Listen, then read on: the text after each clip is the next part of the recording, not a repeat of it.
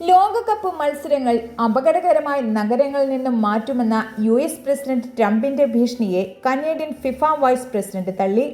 ആതിഥേയ നഗരങ്ങളെ തീരുമാനിക്കുന്നത് ഫിഫയാണെന്നും ഏതെങ്കിലും സർക്കാരിനെ ഇക്കാര്യം തീരുമാനിക്കാൻ ഏൽപ്പിച്ചിട്ടില്ലെന്നും ട്രംപിനെ ഫിഫ ഓർമ്മിപ്പിച്ചു.